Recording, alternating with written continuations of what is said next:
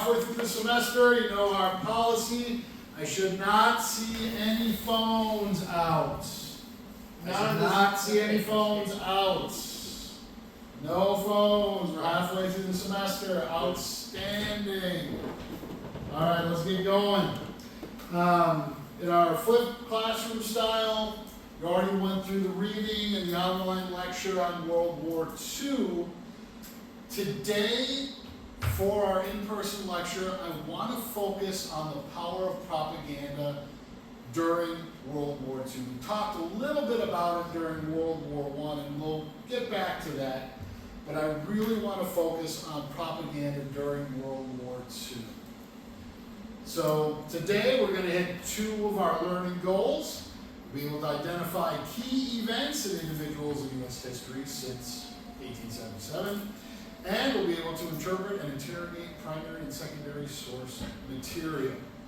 So for the bulk of today, and actually all of today, I need you all to get into groups of 3. And I want you to work with people you don't usually work with. Okay. Yes. Move. I've usually been working with you. That's true. Move. I'm coming back with you guys.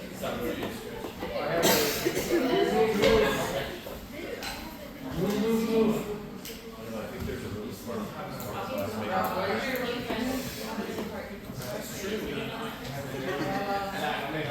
Actually, I don't usually work with you guys. We need another person. We've got Mr. One more person, head on over. Yeah, come on. All right. Excellent.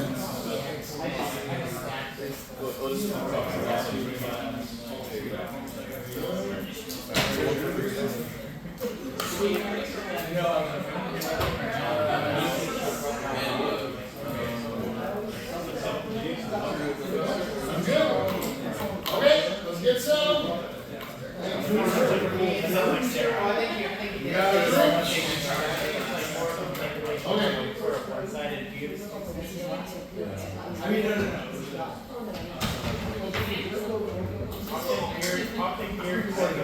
Make sure to put your names on it and your section number, please. You will be turning this in at the end of class. Oh, I put the date, I'm sorry, Professor. I put the correct date on which we are doing this lecture on. So to start, very simple. I'll give you 1 minute as individuals define propaganda as individuals.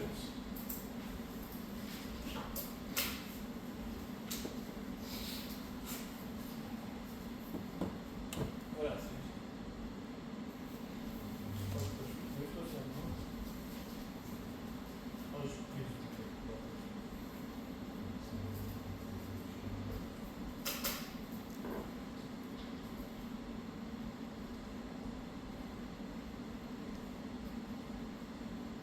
Give me a thumbs up when everybody's got theirs done. Good? Thumbs up. Okay? Now discuss with your groups. Compare and contrast. Come up with a group definition of propaganda.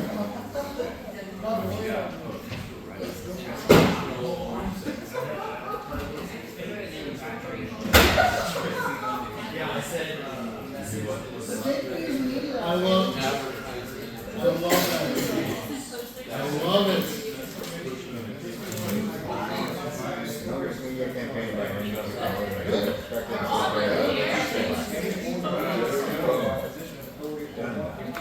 yeah, where did you get that?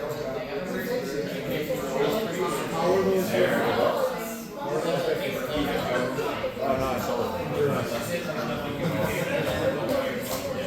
Interesting. Talk about it. What about a group definition? Yes,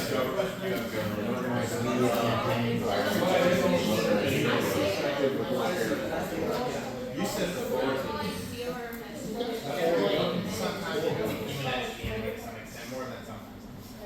Talk about that.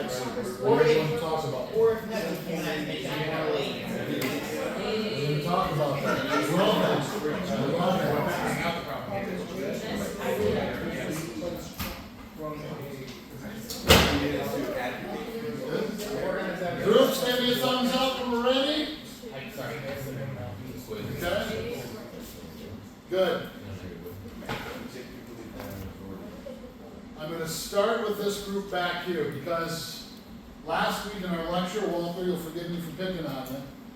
When we talked about World War I propaganda, you said not all propaganda is bad.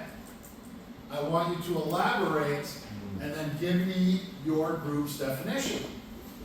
I'll give you the group definition first while I think about it. Okay. Media created to advocate for a narrative, in particular by people who are in an authoritative position. Interesting. So, media, advocate, narrative is the key element. And then,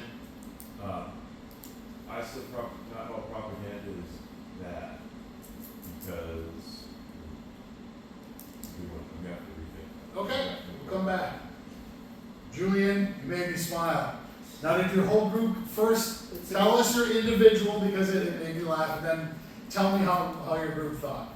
So my individual one was fake news the government puts out to trick people into compliance. Ouch. Now, is it always the government that would do propaganda?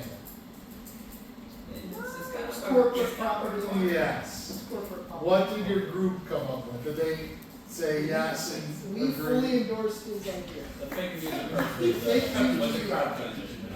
I love it. That's true. I love it. Dave, go ahead. Essentially, so as a group we described it as organized advertisements for the masses in a negative way, but sometimes it can also be used to dehumanize or make someone morally dubious. I love it. And that's what we're going to be talking about today, Dave. I absolutely love that. We're going to talk about propaganda during World War II. And the major powers all used propaganda.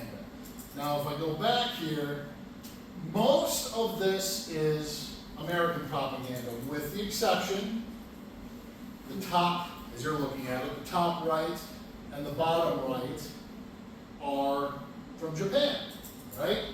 That's Truman being portrayed as an Oni, a demon.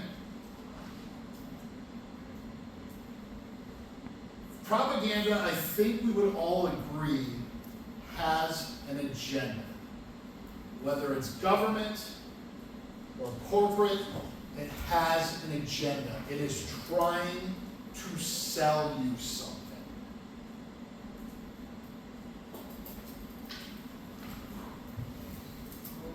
Because of the limited time, we're only going to focus on Germany and America. We get a very, very telling definition of propaganda from the Reich Minister of propaganda, Joseph Goebbels. The essence of propaganda consists in winning people over to an idea so sincerely, so vitally, that in the end they succumb to it utterly and can never again escape from it. Joseph Goebbels started his campaign post-World War I.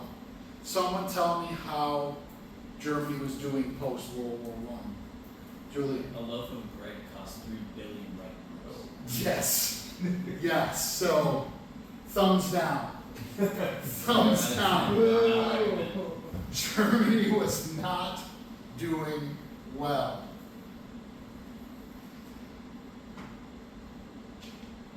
They needed an explanation, right? How many of you have heard of the stab in the back theory? Show of hands.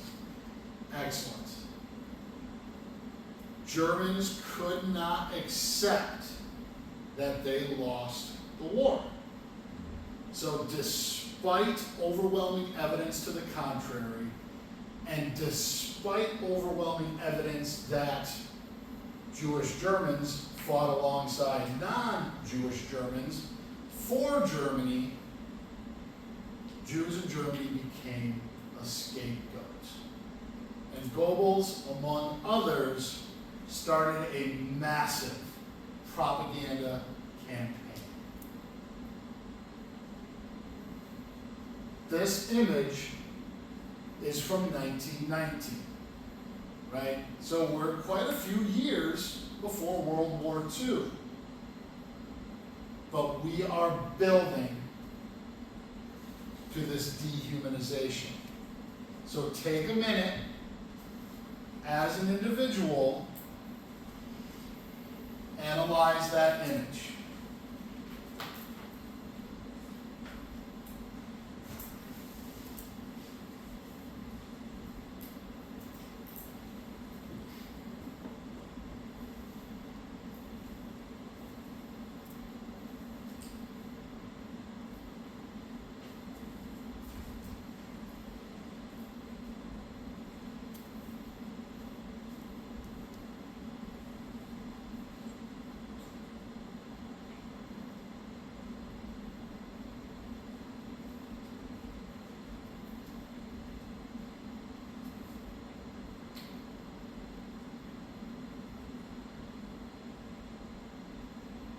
Give you a couple more seconds for time, and then I'll have you discuss with your group.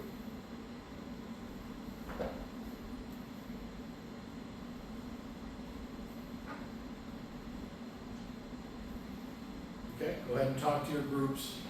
Compare what you saw, or what you see in this image.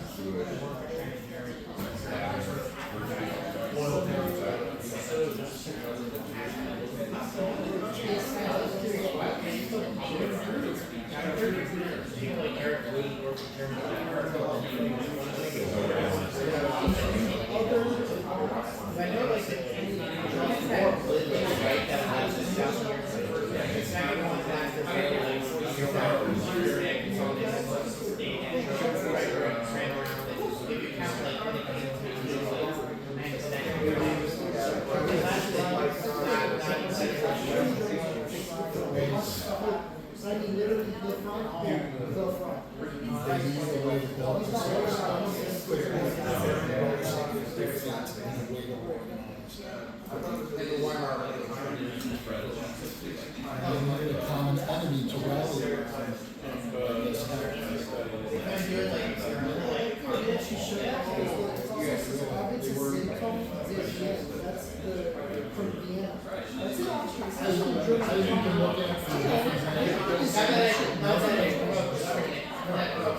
It's all over.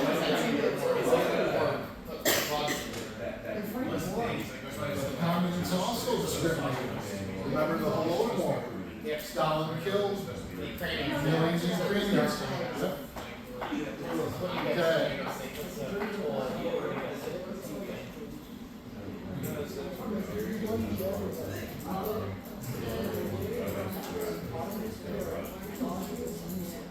Group in the middle. Tell me your thoughts. Our group's analysis was that the cause, scapegoat, Germany. Excellent. Tell me about the two images. The word I used to describe the figure on the right was grotesque. It's always dehumanizing. It's like a man's face within his body, or something very unattractive. So that's very dehumanizing. I love that word. I love that word. Group in the corner here. Tell me your thoughts. Okay, so we did say it's a very Jewish stereotype. We kind of talked a lot about the hat. We couldn't decipher what the hat was trying to showcase, but it's obvious that it's a Jewish person. We see the darkness of the clouds coming out behind them, and that they're stabbing like a heroic soldier in the back, possibly either leading to the death or leading to the end. Failure of the war. Excellent. Excellent. Do you feel that this level of dehumanization and ingraining this level of stereotype contributed to Nazism, contributed to the concentration camps? Certainly. Excellent. Now the U.S. also had a Department of Propaganda. It was called the Office of War Information. It was led by Elmer Davis, who began as a reporter for the New York Times. But I want to focus on Theodore Geisel. Do any of you know who he is? Dr. Seuss. We all know Dr. Seuss. Give me a Dr. Seuss one. Green eggs. Green eggs and ham. Green eggs and ham. Yes. Excellent. Well, even though Dr. Seuss did not work directly for the OWI, he did produce propaganda. He did serve in World War II as well. He produced it for the New York newspaper PM. This image is from UC San Diego's Dr. Seuss Went to War online exhibit. It is from the newspaper PM. It's dated February 13th, 1942. Are we before or after Pearl Harbor? Just that. Just after, right? About 2 months, a little over 2 months. Once again, and for time, we'll cut it down, take a minute, think about this image, and then talk to your groups. To fill in the gap, the fifth column is a term for saboteurs.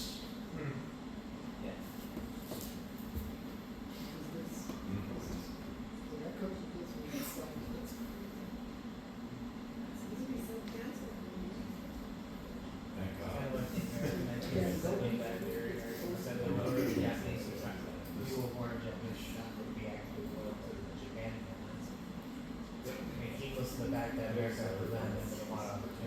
Now, in the interest of time, we're going to push forward. 6 days after this image was published in PM, FDR signed Executive Order 9066, starting Japanese internment camps. It will ultimately be challenged in court. It'll reach the Supreme Court 2 years later in Korematsu v. U.S. And I'll read it exactly. The Supreme Court stated the executive order did not show racial prejudice, but rather responded to the strategic imperative of keeping the U.S. secure from sabotage and invasion. Further, in his concurrence, Judge Frankfurter, yes, that is his real name, good old Felix Frankfurter, wrote, being an exercise of the power explicitly granted by the Constitution for safeguarding national life, by prosecuting war effectively, I find nothing in the Constitution which denies Congress the power to enforce such a valid military order. So let's quick talk about what's in the Constitution. Article 1, Section 8, there are various clauses to declare war, raise armies, call forth the militia to execute laws. Article 2, Section 2 declares the President Commander-in-Chief. Explicitly, a debate for another time. Bill of Rights. So for our final discussion today, on the bottom of your paper, I want you to answer those questions. I will give you about 30 seconds individually. How do you feel stereotypes of propaganda impact war? It doesn't have to be World War II when you think about it, but stereotypes were really, really ingrained during this war. Are they helpful or harmful? Why? I'll give you 30 seconds. And then talk to your groups.